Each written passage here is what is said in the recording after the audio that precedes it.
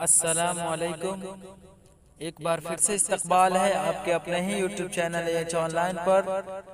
जैसा कि आप तमाम तालिब इल्म को मालूम है कि कल मैंने ऑनलाइन बच्चों का टेस्ट लिया था और आज मैं उसी के आंसर शीट के साथ हाजिर हूँ।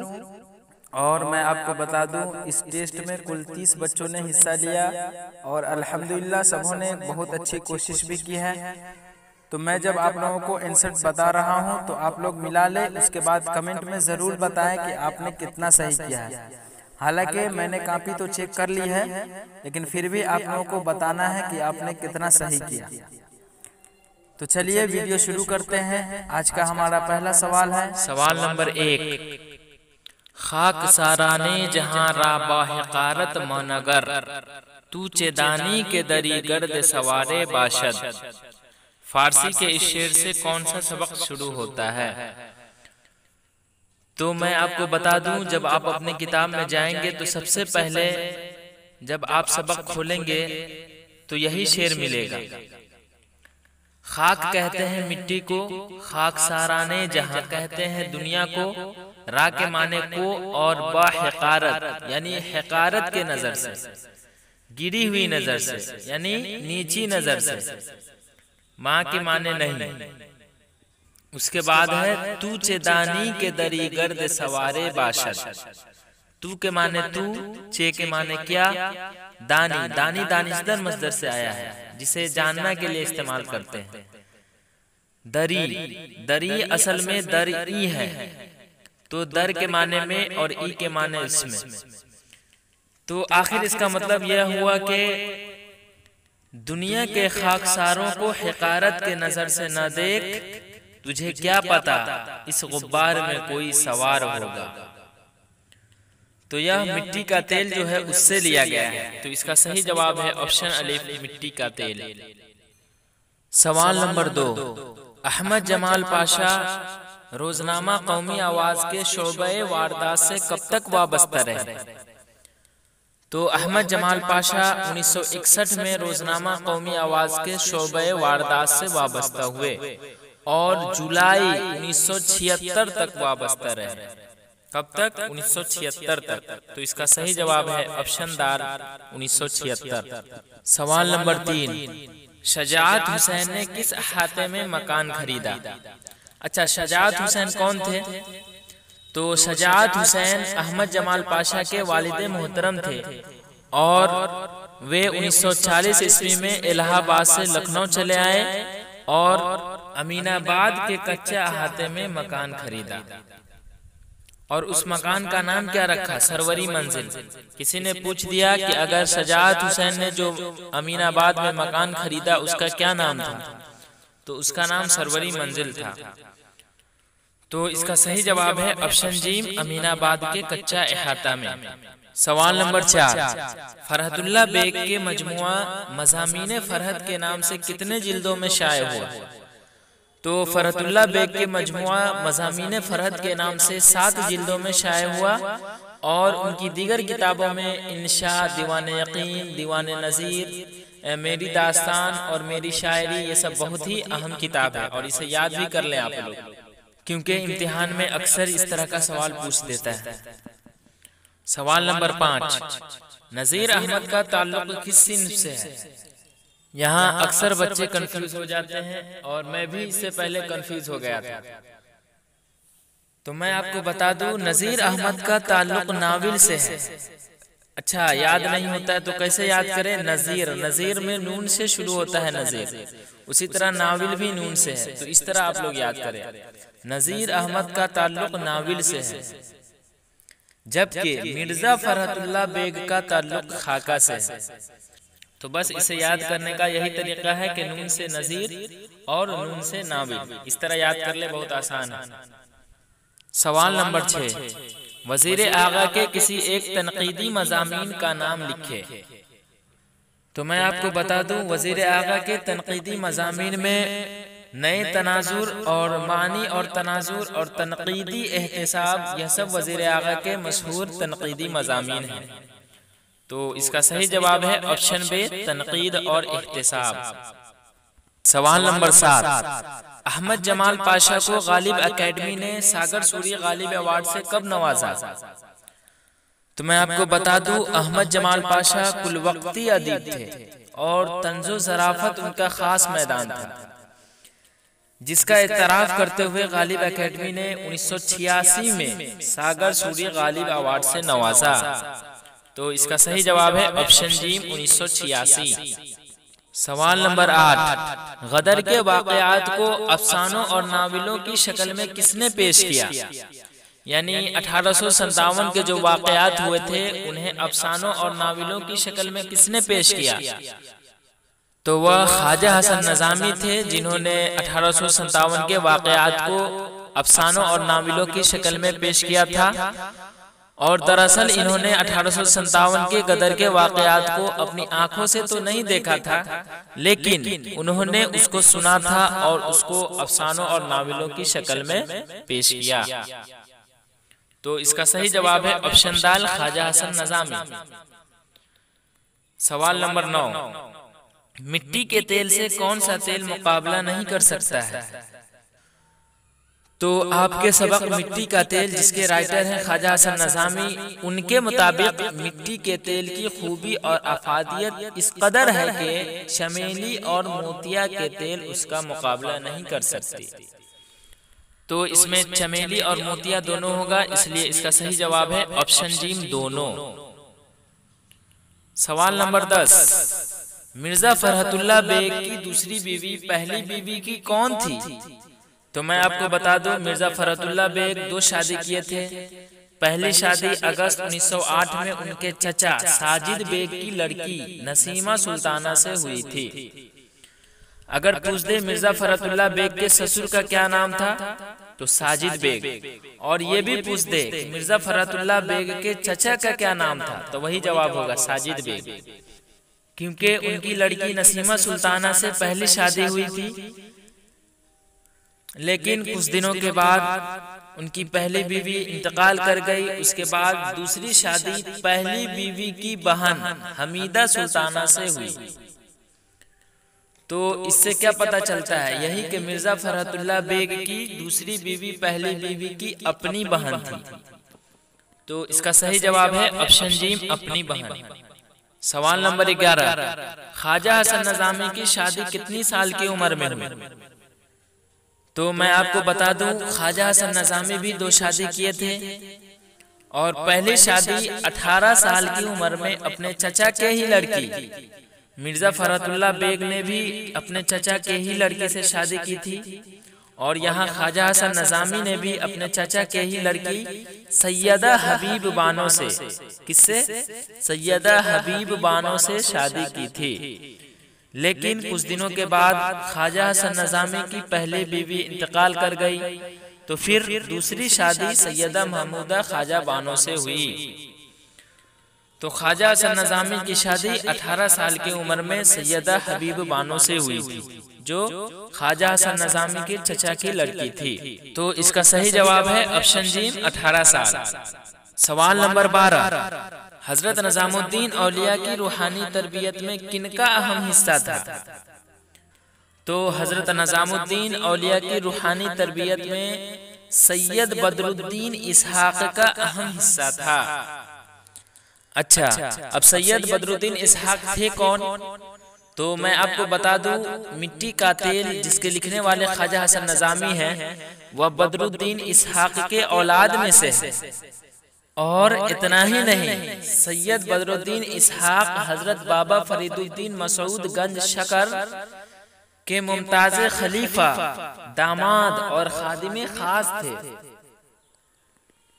तो इसका सही जवाब है ऑप्शन जी सैयद बदरुद्दीन इसहाक।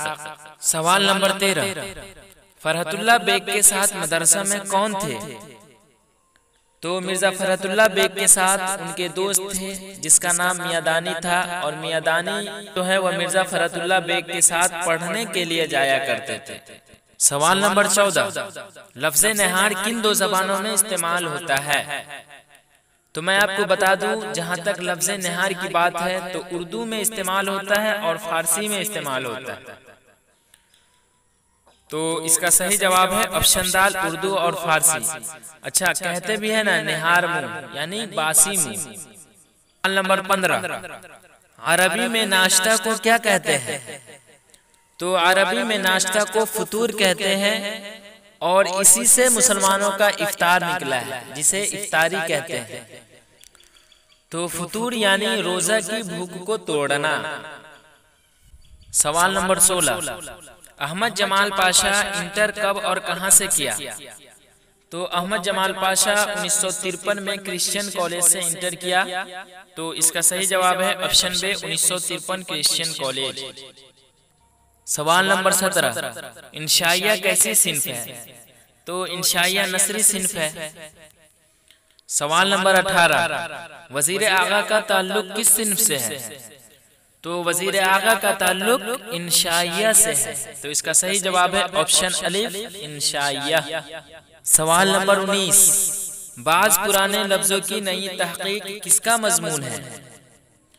तो बाज पुराने लफ्जों की नई तहकीक आपके किताब कहकशा हिस्सा 2 का सबक नंबर 3 है, जिसके लिखने वाले हैं सैयद सुलेमान नदवी। तो इसका सही जवाब है ऑप्शन बे, सैयद सुलेमान नदवी। सवाल नंबर 20, अहमद जमाल पाशा मुस्तकिल क़याम के लिए कहां और कब गए? तो अहमद जमाल पाशा मुस्तकिल क़याम के लिए 1976 में अपनी ससुराल सीवान चले गए। और सबसे अहम बात यह है कि अहमद जमाल पाशा ने भी 2 शादियां किए थे, मिर्जा फरहतुल्लाह बेग और ख्वाजा हसन नज़ामी। इनके बारे में मैंने अभी अभी बताया कि 2 शादियां किए थे और दोनों ने पहली शादी चचा की लड़की से किए थे। तो आप लोगों को याद करने के लिए बहुत ही आसान है। और अहमद जमाल पाशा ने भी 2 शादियां किए थे। पहली बीवी से अलहदगी के बाद 1966 में उनकी दूसरी शादी सरवर जहां से हुई, जो बाद में सरवर जमाल के नाम से मशहूर हुई। अगर एग्जाम में पूछ दे अहमद जमाल पाशा की दूसरी बीवी किस नाम से मशहूर हुई, तो क्या आप लोग जवाब देंगे? सरवर जमाल से, जबकि उनकी दूसरी बीवी का नाम सरवर जहां है। और जब अहमद जमाल पाशा मुस्तकिल क़याम के लिए 1976 में सिवान गए तो वहां उन्हें ज़किया आफाक इस्लामिया कॉलेज में उर्दू लेक्चरर की मुलाजमत मिल गई। तो इसका सही जवाब है ऑप्शन बे, 1976 सिवान। सवाल नंबर 21, वजीर आगा किस यूनिवर्सिटी से पीएचडी की?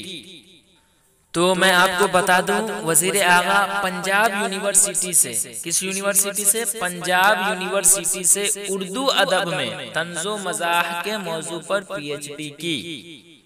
अगर आपके इम्तिहान में पूछ दे कि वजीर आगा किस मौजू पर पीएचडी की, तो क्या होगा? तंज़ो मज़ाह के मौजू पर वजीर आगा ने पीएचडी की। सवाल नंबर 22, अहमद जमाल पाशा ने sir Syed hall magazine scholar का पैरोडी नंबर कब निकाला? तो Ahmad Jamal Pasha sir Syed hall magazine scholar का पैरोडी नंबर 1957 में निकाला। और खास बात यह है कि 1957 में ही झलक बुक डिपो अलीगढ़ ने उनकी किताब मिजाज के लतीफ़े भी शाये किए थे। सवाल नंबर 23, फरहतुल्लाह बेग कब पैदा हुए? इस सवाल में हर एक तालिबे इल्म ने गलती किया है और मैंने जानबूझकर भी इसमें सही ऑप्शन नहीं दिया था, ताकि बच्चे इस पर गौर कर रहे हैं या नहीं ये मैं जान लूं। आखिर वही बात हुआ जो मैं सोच नहीं सकता था।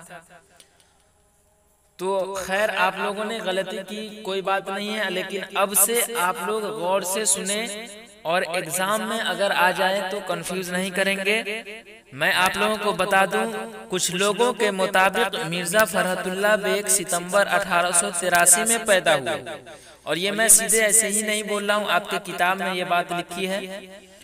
कुछ लोगों के मुताबिक मिर्जा फरहतुल्लाह बेग 1883 में पैदा हुए, लेकिन खुद उनके बयान के मुताबिक वह अगस्त 1885 में पैदा हुए, और यही दुरुस्त भी है, क्योंकि मेरे सामने अभी भी किताब है और मैं वहीं से देखकर बताया हूँ। तो इसका सही जवाब है मिर्जा फरहतुल्लाह बेग 1885 में पैदा हुए थे। सवाल नंबर 24, मिर्जा फरहतुल्लाह बेग को बिस्मिल्लाह किसने कराई? तो मैं आपको बता दूं, हजरत निजामुद्दीन औलिया की दरगाह की मस्जिद में एक बुजुर्ग रहा करते थे जिनका नाम सैयद वलीउल्लाह था।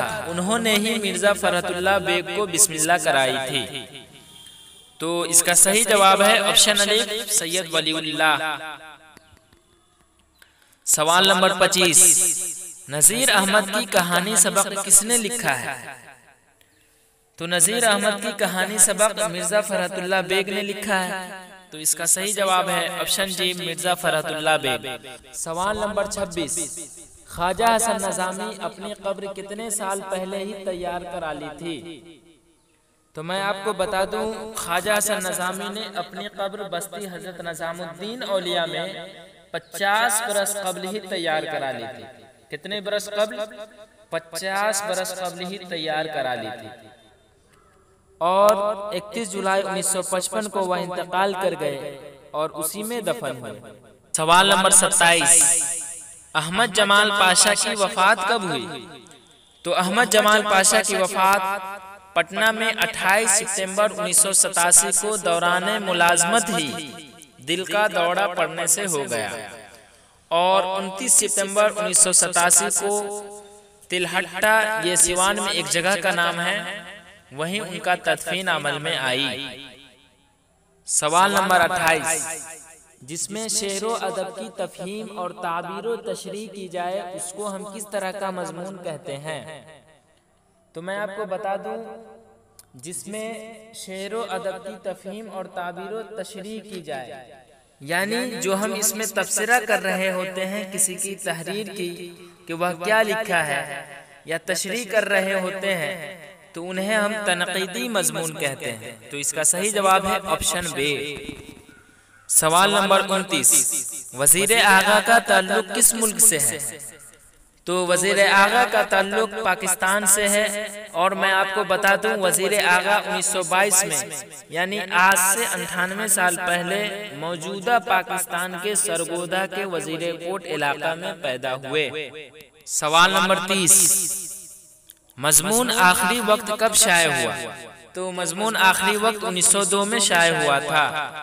सवाल नंबर 31, कोरमा किस जबान का लफ्ज है? तो कोरमा तुर्की जबान का लफ्ज है। सवाल नंबर 32, मिर्जा फरहतुल्लाह बेग की परवरिश जिस फूफी ने किया उसका क्या नाम था? तो मैं आपको बता दूं, मिर्जा फरहतुल्लाह बेग जब 10 रोज के ही थे तो उनकी वालिदा मुशर्रफ जहां बेगम का इंतकाल हो गया। उसके बाद मिर्जा फरहतुल्लाह बेग की बेवा फूफी हुस्न जहां बेगम ने उन्हें अपनी औलाद की तरह पाला। तो इसका सही जवाब है ऑप्शन जी, हुस्न जहां बेगम। सवाल नंबर 33, वजीर आगा का इंशाइयों के मजमुआ का नाम लिखे। तो वजीर आगा का इंशाइयों के मजमुआ चोरी से यारी तक और दूसरा किनारा है। तो इसका सही जवाब है ऑप्शन जी, दोनों। सवाल नंबर 34, अहदी, 2 जबर के साथ, अहदी के क्या माने हैं? तो अहदी के माने अरबी में एक है, जैसे वह सिपाही जो फौज से अलग यानी अकेला खिदमत पर मामूर रहता है तो उन्हें अहदी यानी अकेला कहा जाता है। और यहाँ भी बहुत बच्चे कंफ्यूज हुए, किसी ने ऑप्शन जी पर लगाया, किसी ने ऑप्शन बी पर लगाया और किसी ने तो लगाया ही नहीं। सवाल नंबर 35, अहदी के क्या माने हैं? एक जबर के साथ। तो अहदी के माने हमारी जबान में सुस्त और काहिल के हैं। तो इसका सही जवाब है ऑप्शन जी, दोनों। सवाल नंबर 36, ख्वाजा हसन नज़ामी की वफात कब हुई? तो ख्वाजा हसन नज़ामी की वफात 1955 में हुई थी। तो इसका सही जवाब है ऑप्शन जी, 1955। सवाल नंबर 37, उर्दू के किस नस्र निगार को मुसव्विर फितरत कहा जाता है?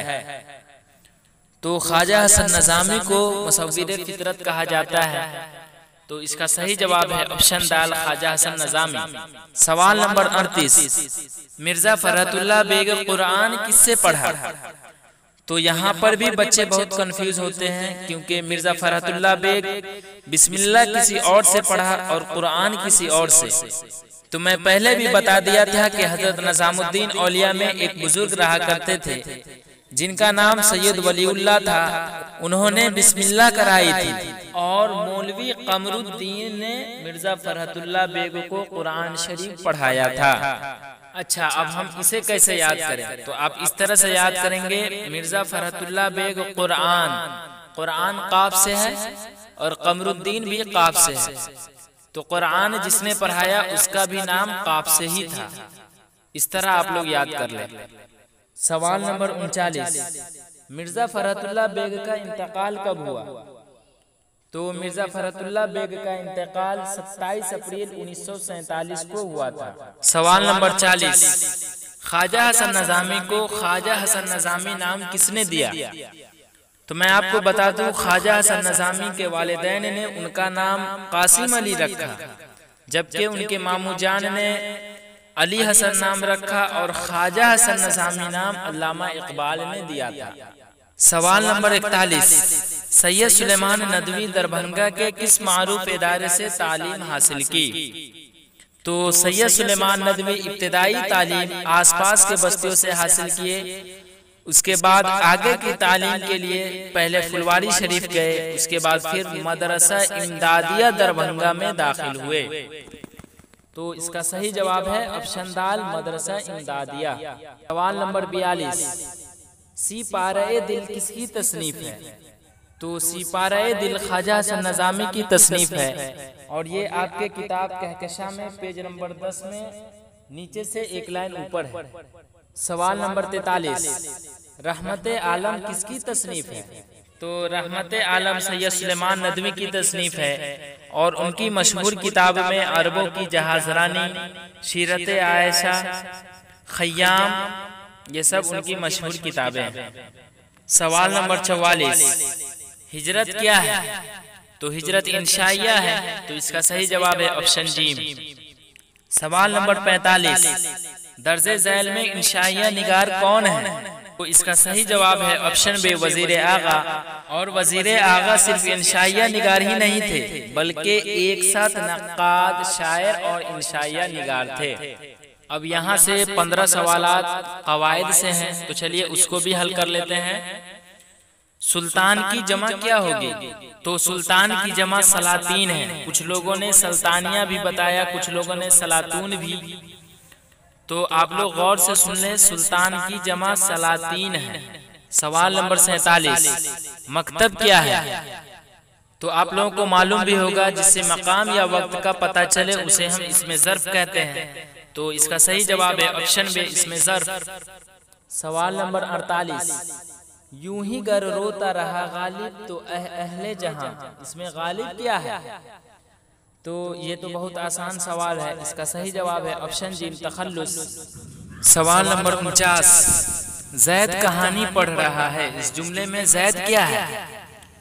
तो काम करने वाले को हम फाइल कहते हैं, तो इसका सही जवाब है ऑप्शन बे, फाइल। सवाल नंबर 50, आबाद की जिद क्या होगी? तो आबाद की जिद वीरान है। सवाल नंबर 51, 9 2 11 होना का क्या मतलब होता है? तो इसका सही जवाब ऑप्शन जी में है, भाग जाना। सवाल नंबर 52, बहुत फरहत बख्श हवा चल रही है, इस जुमले में लाहिका क्या है? तो इसमें भी मैंने पहले भी बता दिया था, लाहिका और साबका, इसमें कंफ्यूज ना होंगे, लेकिन फिर भी बच्चे कंफ्यूज हो गए। साबका का मतलब साबिक, और साबिक माने पहले होता है, और लाहिका का मतलब बाद। तो फरहत बख्श, तो बाद में क्या है? बख्श है, तो इसका सही जवाब है ऑप्शन बे, बख्श। सवाल नंबर 53, कौन सा जुमला दुरुस्त है? तो इसका सही जवाब मैंने बता दिया था कि आप लोगों को बताना भी है कमेंट में, लेकिन आप लोग बताए भी नहीं। तो इसका सही जवाब है ऑप्शन जी, मैं गजल पढ़ रहा हूं। सवाल नंबर 54, ताजा सब्जी में ताजा क्या है? तो जिससे खूबी या खामी का इल्म हो उसे हम सिफत कहते हैं, तो इसका सही जवाब है ऑप्शन अलिफ, सिफत। सवाल नंबर 55, दर्जे झैल में से कुन्नियत किसे कहा जाएगा? तो इब्ने मरियम को कुन्नियत कहा जाएगा, इसलिए इसका सही जवाब है ऑप्शन जी। सवाल नंबर 56, किस लफ्ज की माने हंसाने वाला है? तो ये सवाल कुछ बहुत बढ़िया था और इसका जवाब आप लोग जान लें। इसका सही जवाब है ऑप्शन जी, मस्खरा। सवाल नंबर 57, इंसान को खुश अखलाक होना चाहिए, इस जुमले में साबिका क्या है? तो साबिका, साबिक के माने पहले, तो खुश अखलाक में खुश साबिका है। सवाल नंबर 58, लाल टोपी में सिफत कौन है? तो इसका सही जवाब है ऑप्शन अलिफ, टोपी। सवाल नंबर 59, असर की जमा क्या होगी? तो असर की जमा आसार। सवाल नंबर 60, तरन्नुम मेला देखने जा रही है, इसमें फाइल कौन है? तो काम करने वाले को हम फाइल कहते हैं। इसका सही जवाब है ऑप्शन अलिफ, तरन्नुम, क्योंकि मेला देखने की काम कौन कर रही है? तरन्नुम। तो चलिए, ये रहा 60 सवालात जो मैंने आपको दिया। अब आप लोग मिला लें और कमेंट में ज़रूर बताएं कि आपने कितना सही किया है। इंशाअल्लाह फिर मैं एक नई वीडियो के साथ बहुत जल्द आऊँगा। तब तक के लिए खुदा हाफिज़।